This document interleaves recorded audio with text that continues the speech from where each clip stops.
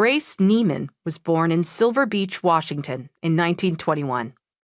Her mother, Yule, short for Juliana, was Dutch.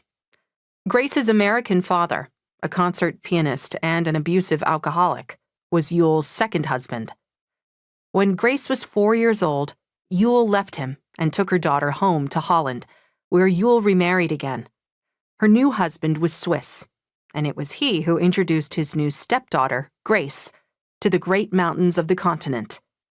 Yule, very poor at the time and raising pheasants in her backyard for income, sacrificed precious money to purchase skis for her daughter. On Grace's first ski mountaineering trip with her stepfather, at 9 years old, she lost one of those new skis.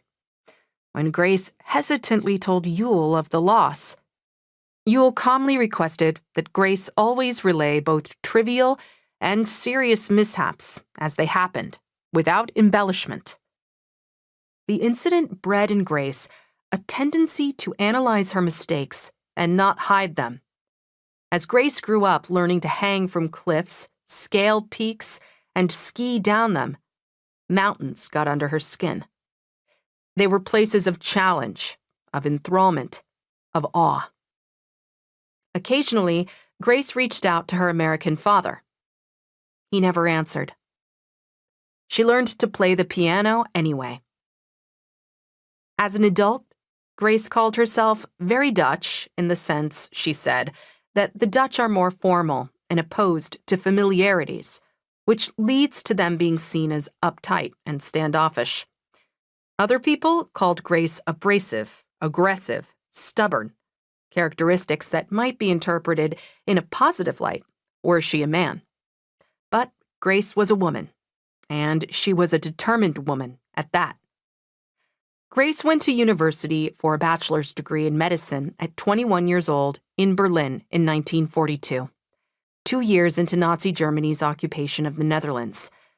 It's unrecorded why she chose to go to the epicenter of the Third Reich during World War II, but those who knew her believe she wanted to attend the best university possible to pursue her degree. She fell in love with a fellow doctor, married him, and became pregnant all before her 21st year was out. Her husband was conscripted as a battlefield medic, and 2 years after they were married, he was shot and killed in combat. With a 2-year-old daughter and pregnant with their second child, Grace was widowed in the heart of wartime Berlin. Alone, she cared for her daughter Marianne and stayed up all night to study. She let Marianne sleep in a bed in the hospital where she interned, and when the sirens would start, she ran through the streets with her pregnant belly, towing her toddler. "Go, hurry up, hurry up," Marianne would hear her mother urging, to the bomb shelter, where they'd huddle until the sirens stopped wailing or the bombs stopped screaming.